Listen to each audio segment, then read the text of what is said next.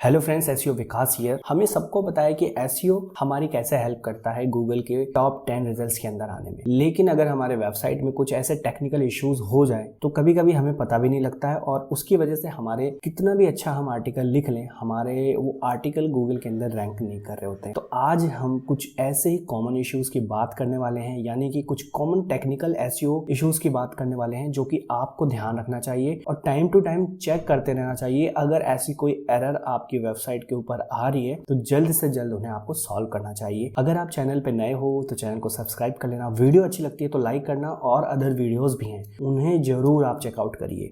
ठीक है, तो चलिए हम चलते हैं हमारे लैपटॉप स्क्रीन पे, देखते हैं ऐसे कौन से कॉमन टेक्निकल एसईओ इश्यूज हैं। सो हेलो फ्रेंड्स, हम लोग आ चुके हैं हमारे लैपटॉप की स्क्रीन पे। अभी यहाँ पे हम देखने वाले हैं कॉमन टेक्निकल इश्यूज क्या होते हैं, ये कैसे आपकी रैंकिंग्स को अफेक्ट करते हैं और इन्हें कैसे आप सॉल्व कर सकते हैं, इसका भी हिंट मैं आपको यहाँ पे देने वाला हूँ। कभी कभी क्या होता है, आप आर्टिकल बहुत अच्छा लिखते, कीवर्ड रिसर्च भी आपने बहुत अच्छी करी होती है, हेल्पफुल कंटेंट लिखते हैं, ठीक है, मतलब कि ऐसा कंटेंट जो कि और किसी वेबसाइट के ऊपर नहीं मिलेगा। आप बहुत मेहनत से सारा काम करते हैं, बट जब आप उसे पब्लिश करते हैं तो वो कभी कभी इंडेक्स नहीं होता है, यानी गूगल में दिखता नहीं है। दिख भी जाता है तो कहीं नीचे के पेजेस पे दिखता है, ठीक है, जिसके मतलब आपको ये लगता है कि यार ये कंटेंट है जो ये फर्स्ट पेज वाला कंटेंट है, इसे रैंक करना चाहिए था, बट रैंक नहीं कर रहा है। कुछ ऐसे कुछ प्रॉब्लम्स आ जाते हैं, कॉमन टेक्निकल एसईओ इश्यूज उसके अंदर आ जाते हैं और आप उन्हें क्या करते हैं, इग्नोर करते रहते हैं। आप ये सोचते हैं कि ये लगता है यार मेरा कीवर्ड रिसर्च सही नहीं है, या मैं ब्लॉगिंग सही से कर नहीं पा रहा हूँ, या फिर गूगल का कोई एल्गोरिदम अपडेट आया है और मेरी वेबसाइट जो है इससे अफेक्ट हो गई है, इसलिए जो है रैंकिंग डाउन है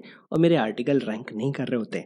तो ऐसा नहीं होता है। मैक्सिमम टाइम पे क्या होता है, अगर आप ढंग से काम कर रहे हैं अपने ब्लॉग के ऊपर तो वो कहीं अफेक्ट नहीं होती है, उसके अंदर कुछ इश्यूज होते हैं, ठीक है, वो टेक्निकल हो सकते हैं, ऑन पेज हो सकते हैं, ऑफ पेज हो सकते हैं, तो उनके ऊपर हम ध्यान नहीं देते हैं, ठीक है, उन्हें हम इग्नोर कर देते हैं। क्या होता है, जब आप कंटेंट लिखते हो तो उस टाइम ऑन पेज एसईओ का अच्छे से ध्यान रखते हैं, लेकिन यार टेक्निकल एसईओ भी एक चीज है जिसको हमें ध्यान रखना चाहिए, ठीक है। सर्च कंसोल भी हमें कभी कभी वार्निंग देता रहता है और उसको भी हम इग्नोर करते रहते हैं। तो आज मैं ऐसे ही कुछ कॉमन टेक्निकल इश्यूज के बारे में डिस्कस करने वाला हूँ, ठीक है, ताकि आपको पता लग जाए कि हाँ ये भी एक सीरियस प्रॉब्लम होती है और इसकी वजह से हमारी रैंकिंग जो है वो अफेक्ट हो सकती है। तो चलिए हम लोग वन बाय वन डिस्कस करते हैं। वीडियो पूरी देखना यार, है ना कुछ आपको नॉलेज मिलेगी। और वीडियो अच्छा लगता है तो लाइक करना, चैनल पे अगर नए हो आप तो सब्सक्राइब कर लेना, बहुत ही यूजफुल वीडियोस मिलेगी। यहाँ पे अपना क्लिक बेट वगैरह नहीं चलता है, ठीक है, अपन यहाँ पे काम की बात करते हैं, ठीक है। तो मान लो आप क्या कर रहे हैं, आर्टिकल बहुत अच्छे से लिख रहे हैं, ठीक है, सब कुछ अच्छे से काम कर रहे हैं, लेकिन फिर भी वो गूगल के अंदर इंडेक्स नहीं हो रहा है। उस इशू को बोलते हैं इंडेक्सिबिलिटी इशू, ठीक है। और इस सिचुएशन में आपको क्या करना है, कुछ चेक करना है। सो गाइस, आपको करना है क्या है, आपको अपनी वेबसाइट पे जाना है। तो वेबसाइट पे जाने के बाद सेटिंग्स में जाना है। सेटिंग्स में जाने के बाद आपको रीडिंग पे क्लिक करना है और आपको ये वाला सेक्शन चेक करना है, सर्च इंजन विजिबिलिटी वाला, ठीक है। तो यहाँ पे आप देख रहे होंगे कि discourage search engine from indexing this site. अगर गलती से भी इस पे ऐसा टिक मार्क है ना, तो आपको क्या करना है, ये टिक मार्क हटा देना है, ठीक है। यहाँ पे हमेशा खाली रहना चाहिए, यानी व्हाइट रहना चाहिए, टिक मार्क नहीं रहना चाहिए। क्यों, इससे क्या होता है, वर्डप्रेस जो है एक ऐसी सेटिंग देता है कि अगर आप इसको चेक कर देते हो तो वो इंडेक्स ही नहीं होने देता है, आपकी वेबसाइट गूगल में दिखेगी ही नहीं। तो हमेशा मेक श्योर करिए कि आपका जो ये सर्च इंजन विजिबिलिटी वाला सेक्शन है वो यहाँ पे अनचेक होना चाहिए, ओके। इसके बाद आपको ध्यान रखना है गाइस कि अगर आपने, है ना, कोई भी आर्टिकल लिखा हुआ है तो उसको एडिट पे लगाना है, ओके। एडिट पे लगाने के बाद आपको ये चेक करना है कहीं आपने ये जो रैंक मैथ की सेटिंग्स है, ठीक है, इसके अंदर ये बीच में जो दिख रहा है बैग बना हुआ है, इसके ऊपर क्लिक करना है, ये एडवांस्ड। इसमें आपको ये रोबोट्स मेटा चेक करना है, ये हमेशा इंडेक्स होना चाहिए, गलती से नो इंडेक्स पे नहीं होना चाहिए, ठीक है। तो मेक श्योर करना कि जो भी वो पोस्ट लिखे आपने उस पे ये इंडेक्स है। उसके बाद आपको ध्यान रखना है, मैं देखो यहाँ पे आपको नई पोस्ट ऐड करके दिखा रहा हूँ, ठीक है। ये हो सकता है आपने ऑलरेडी एक पोस्ट लिखी हुई हो तो उसमें चेक करना अपने को, ठीक है। तो उसके बाद क्या करना है, नेक्स्ट आपको चेक करना है कि क्या ये जो कैनोनिकल वाला सिस्टम है ना, यहाँ पे ये देखिए कैनोनिकल यूआरएल आपने अभी कुछ मैंने डिफाइन नहीं किया हुआ है, ठीक है। तो आप हमेशा क्या करो कि यहाँ पे जाओ और जो यूआरएल बन रहा है ना यहाँ पे ये वाला, ऐसे इसको पूरा ऐसे कॉपी कर लो, ठीक है, और फिर इसके अंदर आके आप पेस्ट कर दो। इसका मतलब ये है कि आप ये बताना चाह रहे हो जो भी ये एसईओ टिप्स है, इस पे जो भी कंटेंट है उसका मेन यूआरएल कौन सा है, उसको हम कैनोनिकल बोलते हैं, ठीक है। तो यहाँ पे मैंने डाल दिया। बेसिकली ये आप जो आप आर्टिकल लिखोगे तो रैंक मैथ में यही मिल जाएगा, जब एडिट स्निपेट पे क्लिक करोगे प्रीव्यू के अंदर आपको यहीं से कॉपी कर लेना है, क्योंकि फाइनली यूआरएल तो यही बनने वाला है ना, परमालिंक ये रहा और यूआरएल ये बनेगा, ठीक है। तो उसको मैंने कॉपी करके अपने इस कैनोनिकल वाले में डाल दिया है, ठीक है। ये अपने को कर देना है। उसके बाद अपने को ये ध्यान रखना है कि अपनी जो भी वेबसाइट है, जैसे ये है seovikas.com/robots.txt, ये डाल के आपको चेक करना है कि आपका robot.txt फाइल में क्या है। वहां पे ऐसे होना चाहिए यूजर एजेंट, ठीक है, सेमीकोलन, उसके बाद ये स्टार, ठीक है, और डिसअलाउ जो भी है WP एडमिन, मतलब आपको सेम ऐसा होना चाहिए। दूसरी चीज, ये आपका जो साइट मैप है वो इसमें आ जाना चाहिए, ठीक है। सो गाइज यहाँ पे हमने बात कर ली कि भाई इंडेक्सिबिलिटी इशू कब कब हो सकता है, ठीक है। आपका पेज क्रॉलेबल होना चाहिए, नो इंडेक्स का टैग नहीं लगा होना चाहिए, ठीक है, कैनोनिकल यूआरएल आपको डिफाइन कर देना है उसके लिए। तो इस तरह से क्या होगा कि आपका अगर इंडेक्सिबिलिटी में कोई इशू है, मतलब आपने कहीं गलती से ऐसा कुछ कर दिया है, उससे क्या हो जाएगा, वो प्रॉब्लम सॉल्व हो जाएगी और आपके पेजेस इंडेक्स होना स्टार्ट हो जाएंगे। यहाँ पे दूसरा इशू आ जाता है हमारा साइट मैप को लेके, ठीक है। अगर आप अपनी वेबसाइट के अंदर साइट मैप यूज नहीं कर रहे हो, ठीक है, तो वो सर्च इंजन को आप बता नहीं पाओगे, आपकी वेबसाइट नहीं बता पाएगी कि हमारे पास कितने यूआरएल हैं, कितने हमारी कैटेगरीज हैं। अभी मेरा जो साइट मैप है वेबसाइट का वो ये रहा, ठीक है। आप कभी भी साइट मैप अगर पता करना चाहते हो तो आपका जो भी वेबसाइट होती है स्लैश उसके बाद साइट मैप _index.xml ये डालोगे आप, आपका साइट मैप ओपन हो जाएगा, ठीक है। तो यहाँ पे अभी आप देख सकते हो कि मेरे जो साइट मैप में ओनली ये पेज का साइट मैप है, क्योंकि अभी ये मेरी वेबसाइट जो अंडर कंस्ट्रक्शन है, अभी मैं काम कर रहा हूँ। तो यहाँ पे ये साइट मैप बता देता है कि भाई कितने यूआरएल हैं, कितनी पोस्ट हैं, ये सारी चीजें ये बता देता है, ठीक है। तो हमेशा आपकी वेबसाइट के अंदर मेक श्योर करो कि आपने साइट मैप लगा रखा है और वो साइट मैप आपके सर्च कंसोल के अंदर सबमिट। इसके बाद आ जाता है यहाँ पे डुप्लीकेट कॉन्टेंट। डुप्लीकेट कंटेंट का मतलब ये नहीं है कि आपने कॉपी पेस्ट कहीं से किया है, ठीक है। कभी कभी क्या होता है कि आपकी वेबसाइट में कुछ ऐसी मिस्टेक्स होती हैं, उसकी वजह से गूगल को लगता है कि ये सब अलग अलग वेबसाइट है सेम कंटेंट के साथ में। जैसे मान लो आपका domain.com है, ठीक है, और तो वो शुरू कैसे होगा, http://domain.com, तो ये एक अलग वेबसाइट। फिर http और उसके बाद www.domain.com, तो ये एक अलग वेबसाइट। फिर https, अब इसमें s लग गया है, जो कि सबसे सिक्योर्ड वर्जन होता है, ठीक है, domain.com। फिर उसके बाद है https www, मतलब डोमेन सब में एक ही है, लेकिन सबका जो आगे की साइड में ये https http ये सब अलग अलग है। तो कभी कभी क्या होता है, सर्च इंजन को लगता है कि भैया ये सारी अलग अलग वेबसाइट हैं और जो अब कंटेंट तो सेम ही होगा, तो उसकी वजह से लगेगा कि इनके पास कंटेंट सब पे सेम है लेकिन ये वेबसाइट अलग है। तो ये भी एक एरर होती है। आपको मेक श्योर ये करना है वेबसाइट के वर्जन है, जैसे ये http वाला है, ये वाला है और ये वाला है, ये तीनों के तीनों को आपको क्या करना है, रीडायरेक्ट करना है इसके ऊपर, परमानेंट रीडायरेक्ट, ठीक है। मतलब जब भी कोई इसको ओपन करे वो रीडायरेक्ट होके यहाँ पहुंच जाए, इसको ओपन करे कोई तो यहाँ पहुंच जाए, या फिर इसको ओपन करे तो भी यहाँ पहुंच जाए।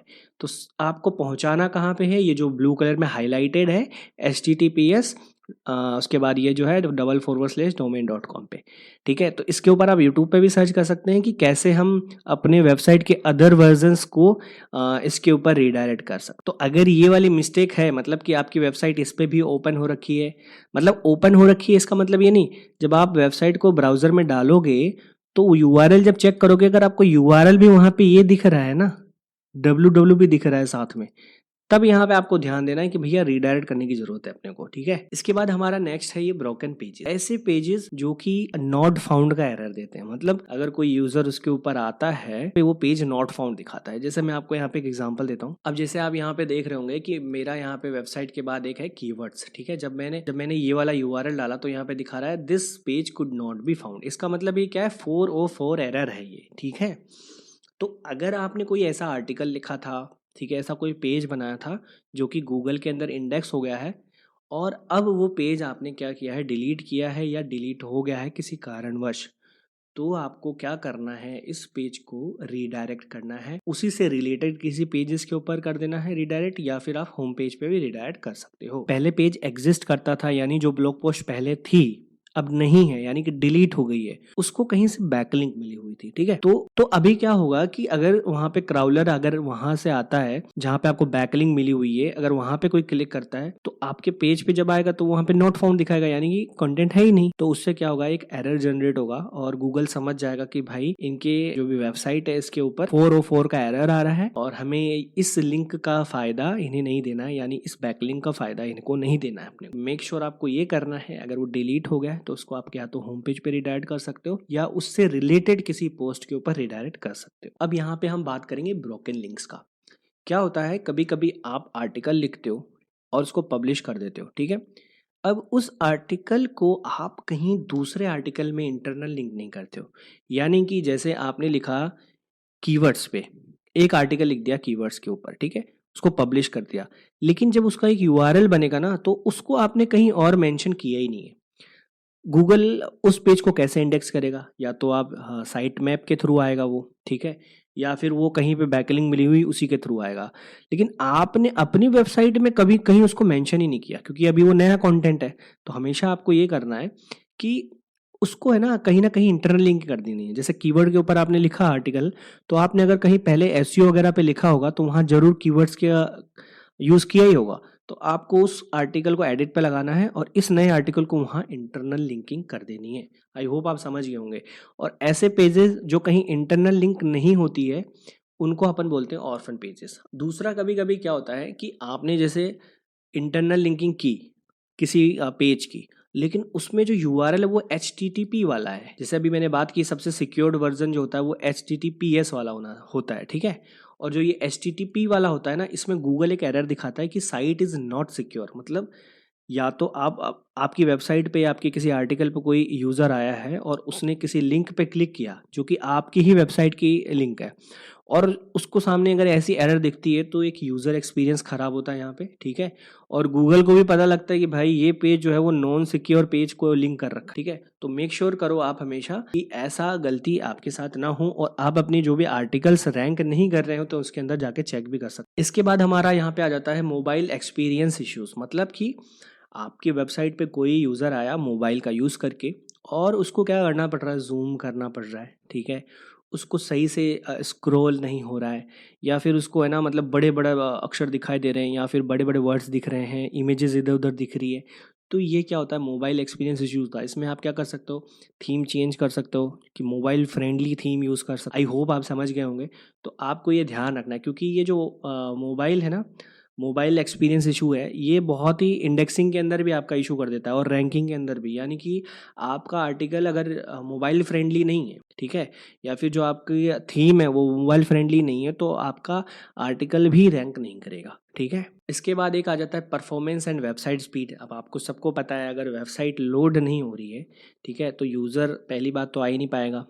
दूसरा, थोड़ा उसने पेशेंस रखा और वो लोड हो रहा है और वो लोड हो रहा है, तो वो क्या करेगा, बैक वाला बटन दबाएगा और चला जाएगा।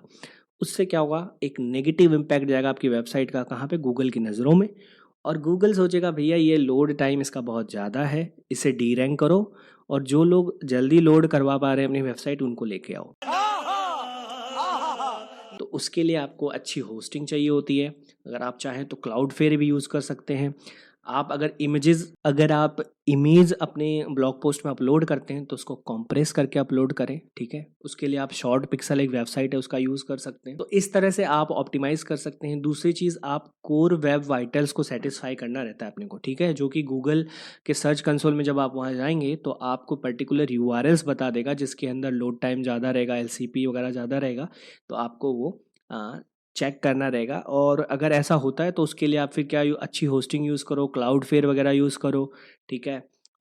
कम केबी की इमेजेस को यूज़ करो, तो उसकी वजह से आपका लोड टाइम फास्ट हो जाएगा, जल्दी वेबसाइट आपकी लोड करेगी, ठीक है। कभी कभी ये थीम पे भी डिपेंड करता है, तो आपको थोड़ी लाइट थीम यूज़ करनी है, जैसे कि ओशन WP हो गया। इसके बाद हम आ जाते हैं बैड वेबसाइट स्ट्रक्चर। अब कभी कभी क्या होता है, जब हम लोग वेबसाइट अपनी डिज़ाइन कर रहे होते हैं, यानी ब्लॉग बना रहे होते हैं, वर्डप्रेस इंस्टॉल किया, तो उसके बाद हम ध्यान नहीं देते हैं डिज़ाइन के ऊपर। जहाँ तहाँ कैटेगरी बना दी, कैटेगरी लगा दी, अंट शंट कैटेगरी बना दी, ठीक है, बड़े बड़े लोगो लगा दिया, और एकदम ऐसा कर दिया कि भैया दिखने में तो अच्छी है लेकिन स्ट्रक्चर उसका सही नहीं है, गूगल वगैरह उस पे या फिर यूज़र भी आ रहा है, नेविगेट करने में उसको प्रॉब्लम हो रही है। तो आप यहाँ पे क्या कर सकते हैं, सिंपल अपनी वेबसाइट बनाओ, लोगो एकदम सिंपल रखो, 3 से 4 कैटेगरी रखो, ज़्यादा कैटेगरीज में मत भागो, ठीक है? और सारी जो भी आपकी मेन कैटेगरीज हैं वो आपके मेन मेनू में डाल दो। लेस इंपॉर्टेंट कैटेगरीज हैं उनको आप क्या कर सकते हो, फुटर में कर दो। यानी कि मेन कैटेगरी, मेन पेजेस आपकी वेबसाइट के होम पेज के ऊपर आ जाने। तो अभी यहाँ पे हम बात कर लेते हैं HTTPS इश्यूज की। जब आप अपनी वेबसाइट वर्डप्रेस वगैरह इंस्टॉल कर लेते हैं, सारा काम कर लेते हैं, बट आपके एक एरर दिखाता है साइट इज नॉट सिक्योर, तो आपको एक SSL सर्टिफिकेट जो है वो इंस्टॉल करना होता है अपनी होस्टिंग के अंदर। अगर आप होस्टिंगर यूज़ कर रहे हैं तो आपको आई थिंक फ्री में मिलता होगा, और अभी जितनी भी होस्टिंग्स हैं वो सब फ्री ऑफ कॉस्ट है जो SSL सर्टिफिकेट देती हैं। तो आपको उसे जाके इंस्टॉल कर लेना है क्योंकि ये भी एक रैंकिंग फैक्टर है, ठीक है? तो इस तरह से ये जो कॉमन टेक्निकल इश्यूज थे, इसको अपने को ध्यान रखना है यार, इसको चेक कर लेना है। अगर अपनी वेबसाइट में ऐसी कोई दिक्कत है तो उसको सॉल्व कर लेना है जितना जल्दी हो सके। नहीं आप कितना भी अच्छा काम करोगे वो रैंक तो नहीं करने वाली है।